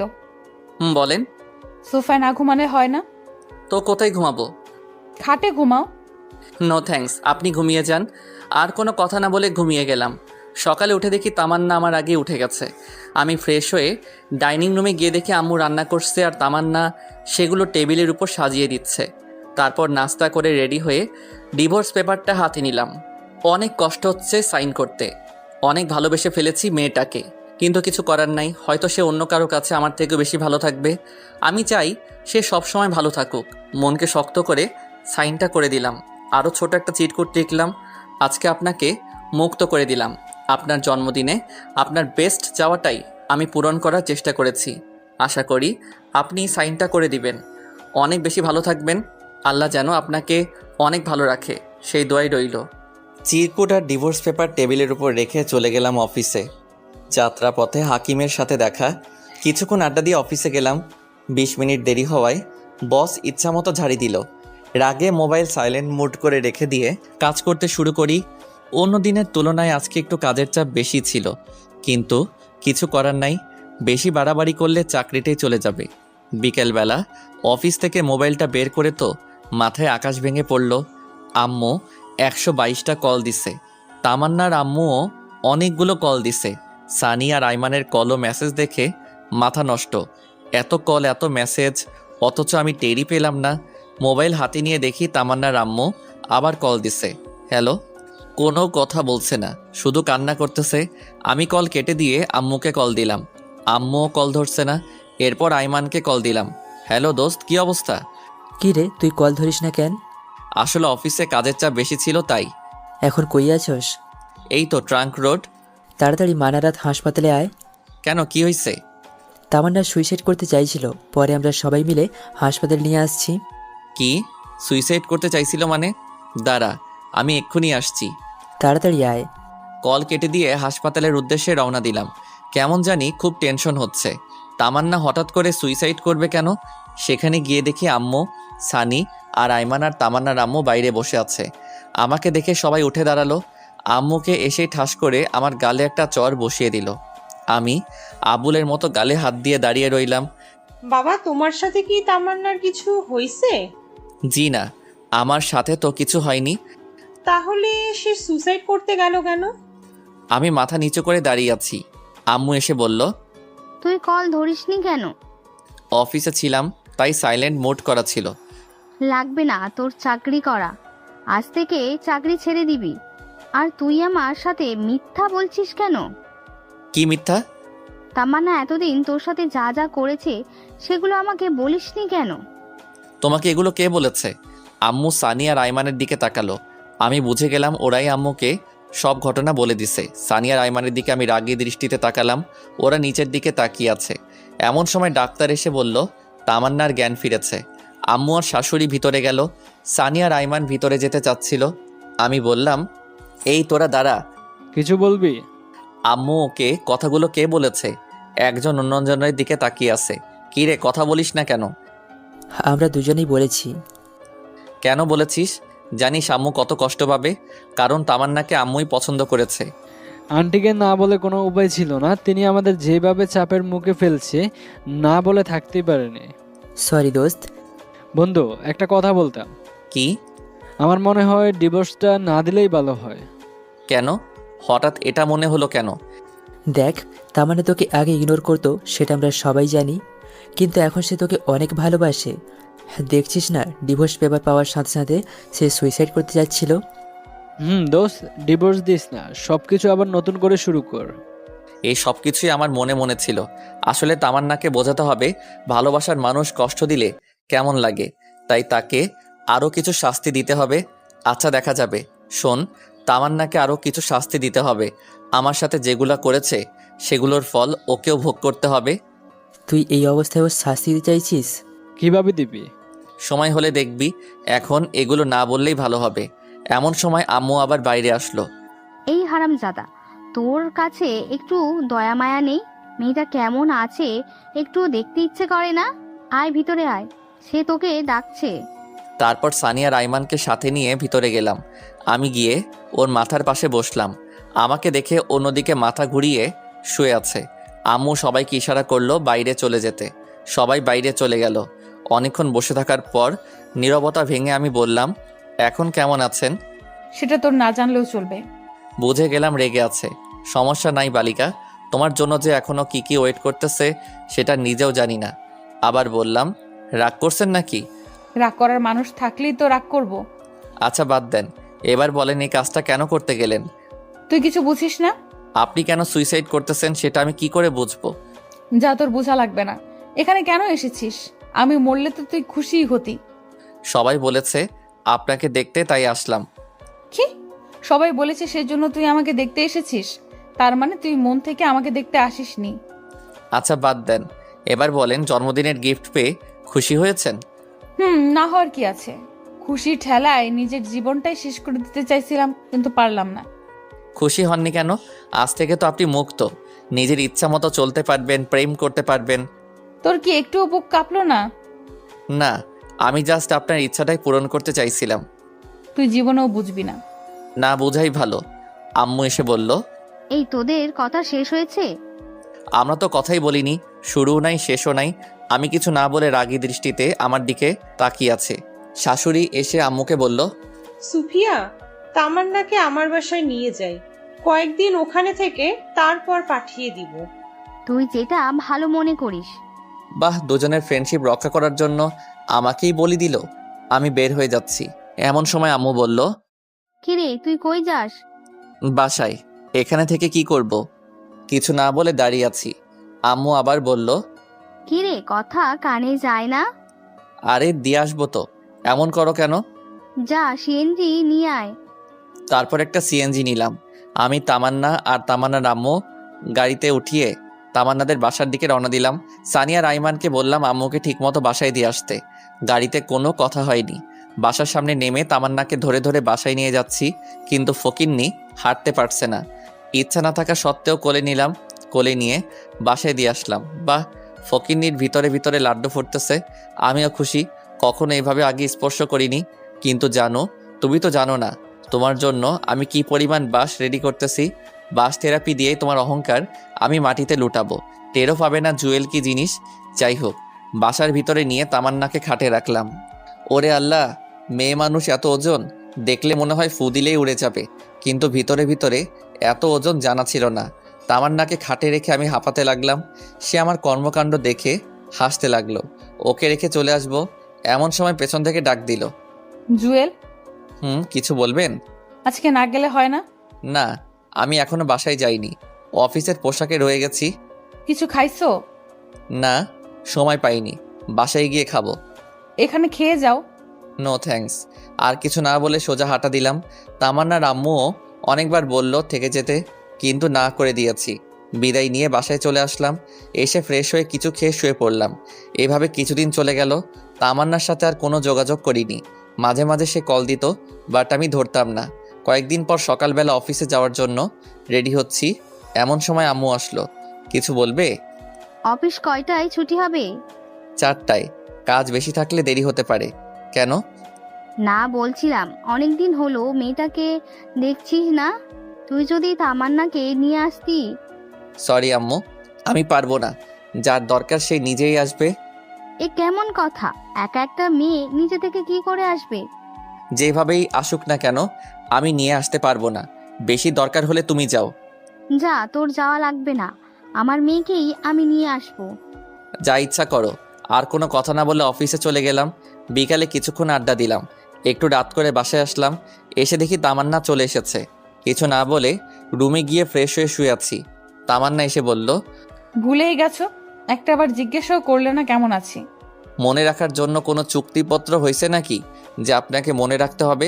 তামান্না মন খারাপ করে বলল, খেতে আসো। আমি খাবো না, বাইরে থেকে খেয়ে আসছি, আপনারা খেয়ে নিন। তামান্না কিছু না বলে চলে গেল। আমি শুয়ে শুয়ে ফেসবুকিং করছি। একটু পর সে আসলো। মনে হয় খাওয়া শেষ, আমার সামনে এসে ঘুরঘুর করতেছে। আপনি কেন এসেছেন? মানে আপনি এই বাসায় কেন এসেছেন? আপনার চাওয়া তো আমি পূরণ করে দিয়েছি, আবার কি? তুমি এভাবে কথা বলছো কেন? বললাম তো আগের ঘটনাগুলোর জন্য সরি। এসব সরি টরি বলে লাভ নেই। ডিভোর্স চাইছেন, দিয়ে দিয়েছি। এবার থেকে আপনি আপনার মতো আর আমি আমার মতো। আমি এসব মানি না, আমি আম্মুকে ছাড়া থাকতে পারবো না। যেদিন আম্মু বলবে সেদিন চলে যাব। আমি আর কিছু না বলে শুয়ে শুয়ে মোবাইল টিপতেছি। তামান্না এসে বিছানায় উঠতে লাগলো। এই আপনি কি করছেন? কেন ঘুমাবো না? আপনি হয়তো ভুলে গেছেন, এটা আমার রুম, আমার বিছানা। সো আপনি আমার বিছানায় শুতে পারবেন না। তাহলে কোথায় ঘুমাবো? যেখানে খুশি ঘুমান, বাট বিছানায় পারবেন না। তারপর একটা বালিশ ওর হাতে দিয়ে দিলাম। বালিশ হাতে নিয়ে মন খারাপ করে সোফায় চলে গেল। এবার বুঝো কেমন লাগে। এতদিন আমাকে জ্বালাইছো। আমি অন্যদিকে পাশ কাটিয়ে ঘুমিয়ে গেলাম। মধ্যরাতে কিছু একটা আওয়াজ শুনে ঘুমটা ভেঙে গেল। চোখ খুলে দেখি তামান্না নাক টেনে টেনে কান্না করতেছে। আমি বললাম, এই আপনার সমস্যা কি? এসব ন্যাকা কান্না করার মানে কি? তোমার এত কিছু জানতে হবে না। জানার দরকারও নেই। অন্য কোথাও গিয়ে কাঁদেন, এখানে ঘুমের ডিস্টার্ব হচ্ছে। সকালে আমার অফিস আছে। তামান্না তারপরও কান্না করতেছে। আরেকবার নাক টানা শুনলে লাথি দিয়ে রুম থেকে বের করব। যত সব আজাইরা। দেখলাম তামান্না কিছু না বলে ওয়াশরুমে চলে গেল। আমি মনে মনে ভাবছি, এবার ঠেলা বুঝো জানো, আমি অনেক কষ্ট পাইছি। ভাবতে ভাবতে কখন যে ঘুমিয়ে গেছি মনে নেই। ঘুম থেকে উঠে দেখি তামান্না আমার আগেই উঠে গেছে। আমি গিয়ে ফ্রেশ হয়ে নাস্তা করে অফিসে চলে গেলাম। অফিস করে বাসায় আসার সময় সানি আর আয়মানকে কল দিয়ে আসতে বললাম। ওরা আমার আগেই বসে আছে। কিরে, কি অবস্থা তোদের? এই তো, তোর মতো আর টাকা ইনকাম করতে পারছি না। বেকার মানুষের অবস্থা ভালো করেই জানিস। আচ্ছা আয়, ওদিকে গিয়ে বসি। চল। তামান্না কেমন আছে রে? ভালোই, কিন্তু একটা জিনিস আমার মাথায় আসছে না। কি? তামান্নাকে ডিভোর্স পেপার দিলাম, সেটারও কোনো খবর নাই। সে এখান থেকেও যাচ্ছে না। আরে বোকা, যাবে কি করে? সে এখন ফিদা হয়ে গেছে। দোস্ত, যা হয়েছে সব ভুলে যা, এখন সব কিছু ঠিক করে নে, এটাই ভালো হবে। আরে না, তামান্নাকে আরো কিছু শাস্তি দিতে হবে। এই জুয়েল, বল। তামান্না তোকে কলেজের সকলের সামনে অপমান করেছে না, তুইও করবি। কি করে? কি আপনারা বুঝছেন না তো? গল্প পড়তে থাকেন, আপনারা বুঝে যাবেন। তারপর সানিকে বললাম, দূর ব্যাটা, এটা করা উচিত হবে না। যাই হোক, সে আমার স্ত্রী। আরে বেটা, সমস্যা নেই, পরে আদর করে দিস, সব ঠিক হয়ে যাবে। হা হা হা, হারামি তুই আর মানুষ হলি না। তুই চাকরি করবি নাকি কলেজে যাবি? দুটোই। বসকে বলবো ছুটি দিতে, দিয়ে দিবে। তাহলে ঠিক আছে। এরপর আরও কিছুক্ষণ আড্ডা দিয়ে বাসায় চলে গেলাম। ফ্রেশ হয়ে এসে রুমে শুয়ে রইলাম। সানির বুদ্ধি মোতাবেক মোবাইলটা সাইলেন্ট মোড করে কানে লাগিয়ে কথা বলতে লাগলাম। পাশে তামান্না ছিল। প্রেম করলে যেই রকম রোমান্টিক কথাবার্তা বলে আমিও সেমভাবে বলতে লাগলাম। তামান্না রাগে ফুলতে লাগলো। আমি অনেক জোরে হেসে হেসে কথা বলছি। অনেক বকাবকি করার পর মোবাইলটা রেখে দিলাম। আসলে কোনো প্রেম করিনি, তাই কথাও খুঁজে পাচ্ছি না। আমি তামান্নাকে দেখিয়ে মোবাইলে একটা কিস দিলাম। তামান্না আমার সামনে এসে দাঁড়ালো। কিছু বলবেন? মেয়েটা কে? তা দিয়ে আপনার কাজ কি? অনেক কাজ, আগে বলো মেয়েটা কে? আমার ভবিষ্যৎ বউ। বাসায় বউ রেখে অন্য মেয়ের সাথে কথা বলতে লজ্জা করে না? বউ মানে কোথায় বউ? কে বউ? তাহলে আমি কে? ভুলে যাবেন না আপনাকে ডিভোর্স দিয়ে দিছি, সো আপনি আমার কেউ নন। মানে কি বলছো এসব? যা শুনেছেন তাই। আর হ্যাঁ, আমার কোনো পার্সোনাল ব্যাপারে আপনি নাক গলাতে আসবেন না। আমি আম্মুর সাথে কথা বলে আপনাকে আপনাদের বাসায় পাঠানোর ব্যবস্থা করছি। জুয়েল, প্লিজ এমন করো না। আগের ব্যবহারের জন্য সত্যি আমি অনেক লজ্জিত। সরি বললাম তো। আমি একটা টান দিয়ে হাতটা ছাড়িয়ে নিলাম। রাগ দেখিয়ে ছাদে চলে গেলাম। ছাদের দরজাটা বন্ধ করে কিছুক্ষণ লুঙ্গি ড্যান্স দিলাম। ফকিরনি, যখন আমি তোর পিছে পিছে ঘুরতাম, তোর কেয়ার করতাম, তখন আমাকে 2 টাকার দামও দিতি না। এবার বুঝো কেমন লাগে। ছাদ থেকে নিচে এসে খাওয়া দাওয়া করে রুমে গিয়ে শুয়ে পড়লাম। তামান্না যথারীতি বালিশ নিয়ে সোফায় চলে গেল। রাতের বেলা ঘুমটা ভেঙে গেল। তামান্নার দিকে তাকাতেই দেখি গুটি মেরে শুয়ে আছে। চেহারাটা দেখে আবার ক্রাশ খেলাম। ঘুমন্ত অবস্থায় মানুষকে আসলে অনেক নিষ্পাপ মনে হয়। হুমায়ুন আহমেদ বলেছিলেন, যে নারীকে ঘুমন্ত অবস্থায় সুন্দর দেখায় সেই প্রকৃত সুন্দর। তামান্নাও হুমায়ুন আহমেদের ঘুমন্ত নারী। কিছুক্ষণ তাকিয়ে থেকে বুঝলাম তামান্না ঠান্ডায় কাঁপছে। নিজের কাছে খারাপ লাগছে। উঠে গিয়ে কম্বলটা ওর গায়ে জড়িয়ে দিলাম। মোবাইলে টাইম দেখলাম, একটু পর ফজরের আজান দিবে। আর ঘুমালাম না। উঠে উজু করে নামাজ পড়ে বাইরে কিছুক্ষণ ঘোরাঘুরি করলাম। বাসায় এসে দেখি তামান্না মুখ টিপে টিপে হাসছে। মনে হয় কম্বল দেওয়ার কারণে। বালিকা এত খুশি হওয়ার কিছু নেই। জুয়েল কি জিনিস হারে হারে টের পাবা। নাস্তা করে বসে বসে মোবাইল টিপতেছি। এমন সময় আম্মু এসে বলল, কিরে আজকে অফিস যাবি না? না, ছুটি নিয়েছি। কেন, শরীর খারাপ নাকি? আরে না, অনেকদিন কলেজে যাই না, আজকে যাব। আর আমার একটু কাজ আছে। তামান্নাও পাশে ছিল। তামান্না আম্মুকে বলল, আম্মু বলছিলাম কি, আমিও তো অনেক দিন কলেজে যাই না, লেখাপড়াটাও ভালোভাবে হচ্ছে না। আজকে গেলে কোনো সমস্যা হবে? আরে না, কিসের সমস্যা? যা, তুইও কলেজে যা। ধন্যবাদ আম্মু। এই জুয়েল, বলো। তামান্নাকে সাথে করে নিয়ে যা। সরি, আমি পারবো না। যে যার মতো যাবে। পারবি না মানে? মেয়েটা একা একা কি করে যাবে? যেভাবে খুশি যাক, বাট আমি নিয়ে যেতে পারবো না। আম্মুকে আর কোনো কিছু বলতে না দিয়ে আমি রুমে চলে গেলাম। গিয়ে রেডি হয়ে তামান্নার আগে চলে গেছি। আমি, সানি, আইমান আর ঋতু বসে আছি। তামান্না আসছে দেখে সানি বলল, এই মামা আসতেছে, শুরু কর। কে আসছে? আরে বেটা, তোর সিনিয়র বউ আসতেছে, শুরু কর। আমি এবার ইতুর হাতটা ধরে বসে হেসে হেসে কথা বলছি। ইতুও প্ল্যান মোতাবেক আমার হাত ধরে আছে। তামান্না এটা দেখে তোর আগে লাল হয়ে গেল। আমার দিকে আর না তাকিয়ে উপরের তলায় চলে গেল। আমরা সবাই হাসতে হাসতে শেষ। ক্লাস করিনি, ওখানে বসে আছি। দেখলাম তামান্না উপর থেকে বারবার আমার দিকে তাকাচ্ছে। আমিও খুব সুন্দর করে অভিনয় চালিয়ে যাচ্ছি। 2 ঘন্টা চলে যাওয়ার পরে তামান্না আর ওর কয়েকটা বান্ধবী মিলে আমাদের কাছে আসলো। সানি আর আইমান একসাথে গান গাইতেছে। আমার এই বাজে স্বভাব কোনোদিন যাবে না। একটা সিনিয়র মেয়ে এসে বলল, কানের নিচে যখন কয়েকটা পড়বে তখন সব রকমের বাজে অভ্যাস চলে যাবে। আপু আসসালামু আলাইকুম, ভালো আছেন? ক্লাস না করে এখানে কি পাখি দেখি। বাদরামি করস? এখানে পাখি আসবে কোত্থেকে? আসেন আসেন, আমার পাশে বসেন, আপনিও দেখতে পাবেন। আমি তখনও ইতুর হাত ধরে আছি। তামান্না আমাকে বলল, ছি, লজ্জা করে না তোমার? কেন, আমি কি ল্যাংটা হয়ে আছি নাকি? তার চেয়েও খারাপ, বাসায় বউ রেখে এখানে অন্য মেয়ের সাথে। ছি। ওয়েট, বউ মানে কার কথা বলছেন? কার কথা বোঝো না? আমার কথা। আপনি কি? আপনাকে তো আমি চিনিই না। চেনো না মানে? তুমি এত খারাপ ভাবতেও আমার ঘৃণা হয়। আপনার লজ্জা করে না একটা জুনিয়র ছেলের পেছন পেছন ঘুরঘুর করতে? পাত্তা দেই না, তবু কেন আসেন? এতক্ষণে পুরো ক্যাম্পাসের সবাই আমাদের দিকে তাকিয়ে আছে। তামান্নার লজ্জায় মাথা নিচু করে ফেললো। দেখলাম ওর চোখের কোণে পানি। কান্না করতে করতে ক্যাম্পাসের বাইরে চলে গেল। আমার নিজেরও খারাপ লাগছে।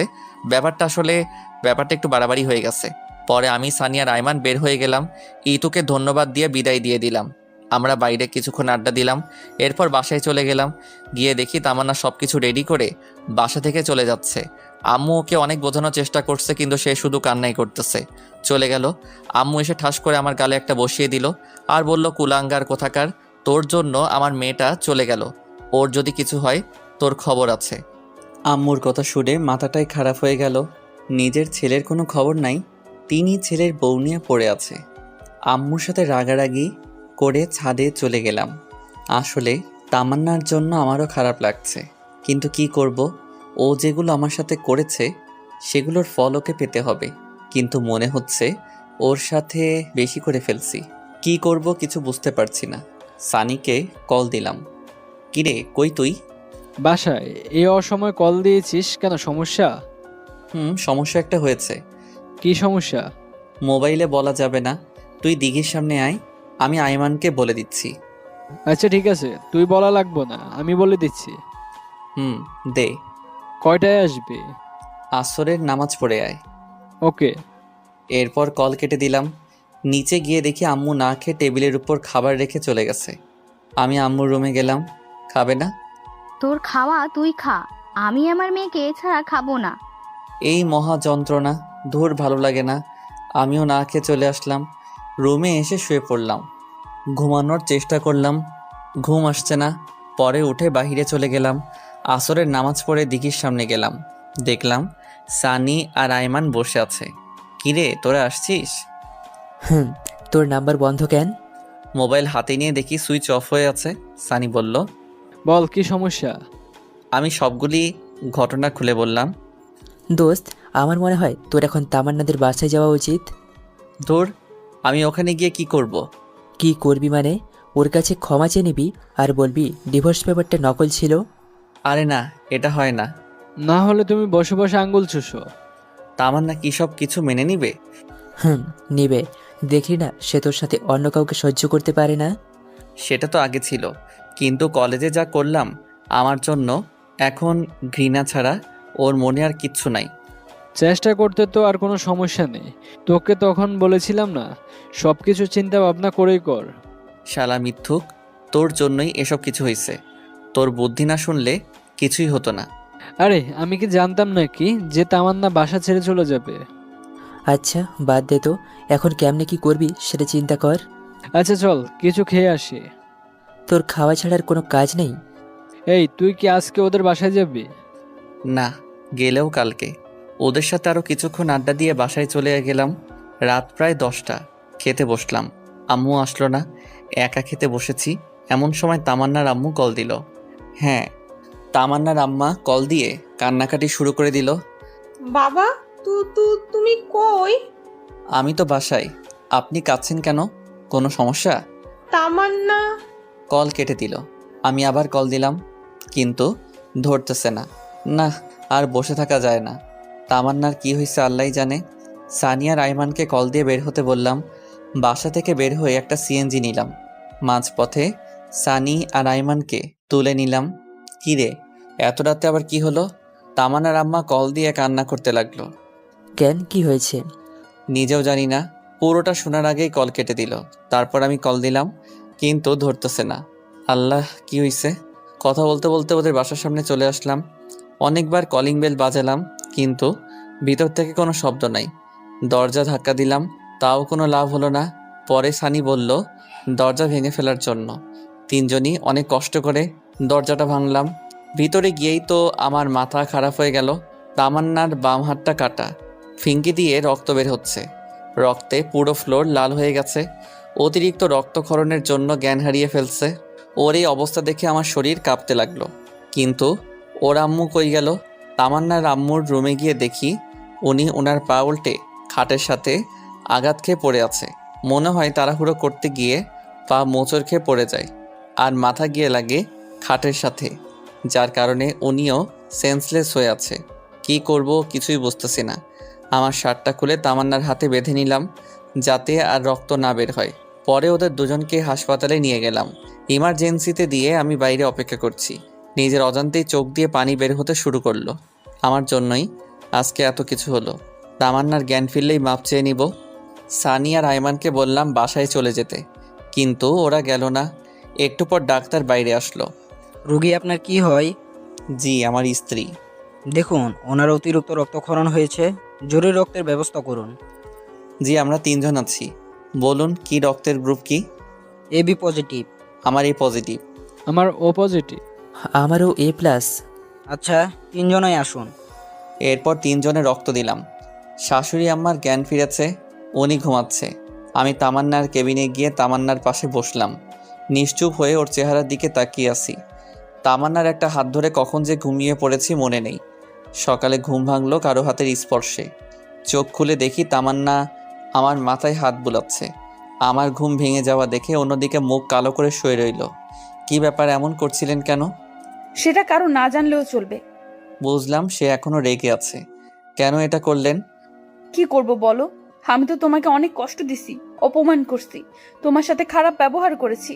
তুমি তো আমায় ক্ষমা করবে না। তাই বলে সুইসাইড করবেন? আগেও এই একই কাজটা করেছেন।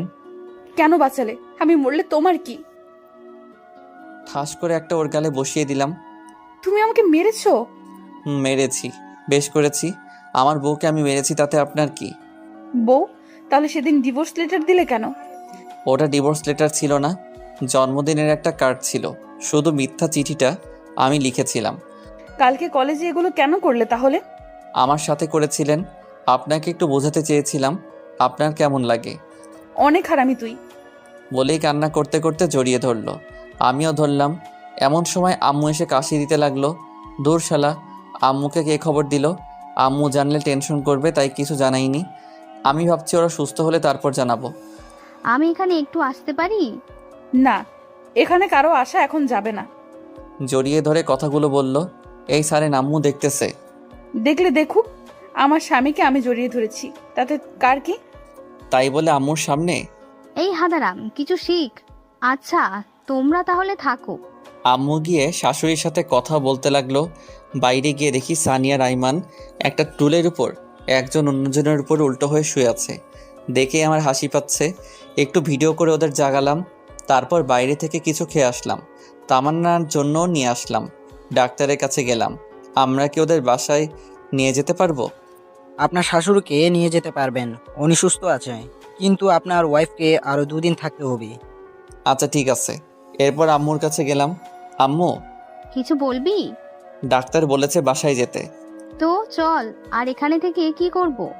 না মানে, তামান্নাকে আরো 2 দিন থাকতে হবে, তাই বলছিলাম তুমি ওনাকে নিয়ে আমাদের বাসায় চলে যাও। কয়েকদিন ওখানে থেকে রেস্টে থাকুক। তামান্নার কাছে কে থাকবে? আমি আছি। তোমরা বাসায় চলে যাও, সময় পেলে আবার আসিও, আর না হলে আসার দরকার নাই।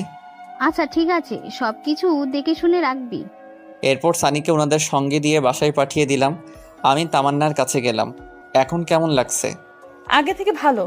এই শোনো, বলেন। আমি না একজনকে অনেক ভালোবাসি। তাকে? আমার এই জুনিয়র বরটাকে। আমি কিছু না বলে অন্যদিকে তাকিয়ে হাসতেছি। সে হঠাৎ করে আমার মুখটা ওর কাছে নিয়ে গিয়ে একটা ভালোবাসার স্পর্শ এঁকে দিল। তারপর বলল, এই, আমাদের তো বাসর হয়নি, চলো না আজকে আমাদের বাসরটা করে ফেলি। ডাক্তার আপনাকে আরো 2 দিন এখানে থাকতে বলেছে। আগে সুস্থ হন, তারপর দেখা যাবে। এইভাবে রোমান্টিকভাবে 2 দিন চলে গেল। আমি তামান্নাকে নিয়ে বাসায় আসলাম। গাড়ি থেকে নেমে তাকে বললাম বাসায় আসতে, কিন্তু সে না এসে দাঁড়িয়ে আছে। কি ব্যাপার, দাঁড়িয়ে আছেন কেন? আসুন। কেউ যদি কোলে করে নিয়ে যায় তাহলে যাব।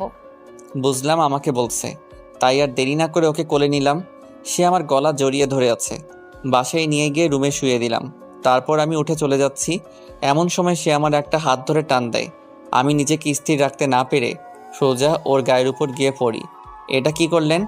আমার বরকে আমার যা ইচ্ছা তাই করব, তাতে তোর কি? আমার কি দেখামো? দেখা। এই বলে যেই তামান্নার মুখটা ধরবো, সেই সময় সানি রুমে চলে আসলো। মামা, আদর পরেও করতে পারবা, এখন একটু বাইরে আসো। শালা, তুই আর আসার সময় পাইলি না? তামান্না লজ্জায় অন্যদিকে তাকিয়ে আছে। এরপর আমি বাহিরে গেলাম। বল, এই অসময় তুই কেন ডেকেছিস? তোর জানতে হবে না, 5,000 টাকা দে। এত টাকা দিয়ে কি করবি? তোরে দিতে বলছে, দিয়ে দে, এত কথা বলিস কেন? কিন্তু আমার কাছে তো এত টাকা এখন নাই, হাসপাতালে খরচ হয়ে গেছে। আচ্ছা ঠিক আছে, তোর দেওয়া লাগবে না, বিকালবেলা দিঘির পাড়ে আসিস, আড্ডা দেবো। আচ্ছা ঠিক আছে, এরপর সানিয়া রাইমান চলে গেল। আমি গোসল করে আসলাম, তামান্নাকে খাইয়ে দিলাম। খাওয়া দাওয়া করে সে শুয়ে রইল। বিকেলবেলা আমি বাসা থেকে বের হলাম, দিঘির ওখানে গেলাম। সানি আর আইমানকে কল দিলাম, তারাও আসলো। এরপর অনেক রাত পর্যন্ত আড্ডা দিলাম, ঘুরলাম, মজা করলাম। রাত 9টার সময় আইমান বলল, দোস্ত, আমার জরুরি কাজ আছে, আমাকে যেতে হবে। আমার অনেক কাজ, আমিও যাই। আচ্ছা ঠিক আছে, তোরা তাহলে যা, আমিও চলে যাচ্ছি। বাসায় গিয়ে দেখলাম আম্মু, তামান্না আর তামান্নার আম্মু বসে বসে টিভি দেখছে। আমিও গিয়ে ওদের সাথে বসলাম। তারপর খাওয়া দাওয়া করে রুমে গেলাম। তামান্না আমার আগে গিয়েই বসে আছে। আমি কি আজকেও সোফায় থাকবো? মাথা ফাটিয়ে দেবো আর একবার সোফার কথা বললে। তো মহারানী কোথায় থাকবো তাহলে? আমি সাথে। এই শোনো। বলেন। এই ওই বলেন কি বলবা বলো। আজ থেকে আপনি করে বলবা না, তুমি করে বলবা। ওকে বলো, কি বলবে? বলছিলাম কি, আমাদের তো বাসর হয়নি, চলো না বাসর ঘরটা করে ফেলি। কোনো আয়োজন ছাড়া বাসর হয় নাকি? আজকে ঘুমান, বাসর করা লাগবে না। ওই লাগবে না মানে 100 বার লাগবে। তারপর সে উঠে আলমারি খুলে একটা ব্যাগ আমার হাতে দিল। কি এটাতে? শেরওয়ানি। এটা পরে ঠিক 2 ঘন্টা পর রুমে আসবা, আমি বেনারসি পড়তেছি। 2 ঘন্টা পর কেন? সেটা এলেই বুঝতে পারবে। যাও এখন। কোথায় যাব? এখানেই পরে নেই। মার খাবা নাকি যাবা? আচ্ছা ঠিক আছে, যাচ্ছি। তারপর আমি রুম থেকে বের হয়ে ছাদে চলে গেলাম। সানি আর আইমানকে কল দিলাম কি করব তা জিজ্ঞেস করার জন্য, কিন্তু 2 শালা একসাথে মোবাইল অফ করে রাখছে। ছাদে গিয়ে শেরওয়ানি পরে নিলাম। কীরকম জামাই জামাই একটা ভাব চলে আসছে, সেই বিয়ের দিনের মতো। আজকে যেন সময়টা কিছুতেই যাচ্ছে না। 1 ঘন্টা 45 মিনিট ছাদে থাকার পর কেমন যেন বিরক্ত লাগছে। নিচে চলে যাব এমন সময় সানি আর আইমান উপরে আসলো। কি মামা, এত তারা কিসের? আস্তে ধীরে যাও। কি রে, তোরা এত রাতে এখানে আসলি কি করে? আর বলিস না, কাজ করতে করতে একেবারে শেষ। এত রাতে কি কাজ করছিস তুই? আরে বেটা, তোর বাসর সাজাইছি। কি এত কিছু করছস অথচ আমি জানি না? সব কিছু জানতে হয় না। তোদের এসব কে করতে বলেছে? কেউ না, আমি সানি আর তোর সিনিয়র বউ মিলে এসব করেছি। এগুলো আরও আগে করার কথা ছিল, কিন্তু যেই দিন করবো ভাবছিলাম সেই দিন তামান্না বাসা ছেড়ে চলে যায়। তাই বলে তোরা আমাকে একটিবার জানাবিও না? আচ্ছা বাদ দে, আয় কিছুক্ষণ আড্ডা দিই। আড্ডা সারা জীবন দিয়েছি, পরেও দেওয়া যাবে। তোর সিনিয়র বসে বসে তোর জন্য ওয়েট করছে, যা তাড়াতাড়ি ভেতরে যা। আচ্ছা ঠিক আছে। এই শোন। বল। সিনিয়র তো পূরণ হয়ে গেছে, এত লজ্জা শরমের কাজ নেই। গিয়ে বিড়াল মেরে ফেলবি, পরে উল্টো হয়ে শুয়ে পড়িস। হারামজাদা, তুই আর ঠিক হবি না। আচ্ছা তোর পাশের রুমে গিয়ে ঘুমা, রাত অনেক হয়েছে। আচ্ছা ঠিক আছে, যা। এরপর রুমের সামনে গেলাম, কেমন যেন ভয় লাগছে, সাথে লজ্জাও। কিছুক্ষণ আগেও তো তামান্নার সাথে কথা বলে আসলাম, এখন আবার লজ্জা লাগছে কেন? দূর, যা হওয়ার হবে। আগে একবার ভিতরে যাই। এরপর 1 কেজি সাহস নিয়ে দরজাটা খুললাম। দেখলাম তামান্না লম্বা একটা ঘোমটা দিয়ে বসে আছে। আমি যাওয়ার পর উঠে আসলো, এসে আমার পা ছুঁয়ে সালাম করতে যাবে, এমন সময় আমি ওর হাত ধরে ফেললাম। আরে আরে, কি করো? কি করছি দেখতেছো না? সালাম করতেছি। আরে জুনিয়রদের সালাম করতে হয় না। কে বলেছে জুনিয়র? 1 বছর ওটা কোনো সমস্যা না, আর স্বামী হিসেবে তুমি সব সময় উপরেই থাকবে। ওকে মহারানী, বুঝলাম, কিন্তু আপনাকে আমার পা ধরতে হবে না, কারণ আপনার জায়গা আমার পায়ে নয়, বুকে, বুঝছেন? বুঝলাম। এবার চলেন। কোথায়? ছাদে। এত রাতে ছাদে কেন? চাঁদ দেখবো। চলো ছাদে চলো। ওকে চলো। এভাবে যেতে পারবো না। তো কিভাবে যাবে? আমাকে কোলে করে নিয়ে যেতে হবে। ওরে আল্লাহ, কি বলো এসব? নিয়ে চলো, না হলে সোফায় থাকতে হবে। কি আর করা, হাতিটাকে কোলে নিয়ে ছাদে গেলাম। ওরে কোল থেকে রেখে আমি হাঁপাতে শুরু করলাম। ওরে আল্লাহ, একটা মানুষ এত ওজন হয় কেমনে? এইটুকুতে এই অবস্থা? আজ থেকে তো প্রতিদিন ভর বহন করতে হবে। মানে? সব কথার মানে বলতে হয় না, কিছু মানে বুঝে নিতে হয়। চলো একটু হাঁটি। কিছুক্ষণ হাঁটাহাঁটির পর ছাদের কোনায় গিয়ে বসলাম। তামান্নাও আমার পাশে বসলো। আমি উপরের দিকে তাকিয়ে চুপ হয়ে বসে আছি। ওই কি ভাবছো? আল্লাহ আমাকে পরীক্ষা দিয়েছে, সেটার কি অ্যান্সার দিব সেটা ভাবতেছি। কি পরীক্ষা? আল্লাহ আমাকে 2টা চাঁদ দিয়েছে, একটা উপরে জ্বলতেছে আর একটা আমার পাশে। এখন বলতেছে কোন চাঁদটা আমার জন্য গুরুত্বপূর্ণ। কোনটা? উপরেরটা তো রাতের আকাশে আমার সাথে থাকবে, কিন্তু দিনের বেলায় থাকবে না, কিন্তু পাশেরটা সবসময় থাকবে, কিন্তু কথা হচ্ছে যদি কখনো পাশে থাকা চাঁদটা চলে যায়, তাই ভাবছি কোন চাঁদটা আমার জন্য গুরুত্বপূর্ণ। তামান্না আমার একটা হাত ধরে কাঁধে মাথা রেখে বলল, ওই তোমার হাত ধরে কসম করছি পুরো পৃথিবী ছেড়ে দিব, কিন্তু তোমার হাত কখনো ছাড়বো না। তাই নাকি? তাই। এই শোনো না, বলেন। আমার না টুইন বেবি অনেক পছন্দ। তো আমি কি করতে পারি? আপনাকে কিছু করতে হবে না, আমি নিজেই করব। কি করবে? সময় হলে দেখবা। চলো রুমে যাই। ওকে চলেন। ওই এভাবে যাও কেন? তো কিভাবে যাব? আগের মতো কোলে করে নিয়ে যাও। কি আর করা, আবারও কোলে করে নিয়ে গেলাম। খাটে রেখে আমি ওয়াশরুমের দিকে যাচ্ছি। এমন সময় তামান্না আমার শার্টের কলার চেপে ধরে বলল, এই কই যাস? একটু আসছি। টুইন বেবির কথা বলছি যে ভুলে গেছো? এ কথা বলেই একটা টান দিয়ে খাটে ফেলে দিল। হারিয়ে গেলাম অন্য এক জগতে। আপনারা এখনো বসে আছেন? আর কত, অনেক কিছু তো দেখে ফেলেছেন। প্রতিদিন ভালোবাসার নতুন নতুন গল্প পেতে চ্যানেলটি সাবস্ক্রাইব করে পাশে থাকা বেল বাটনে ক্লিক করুন।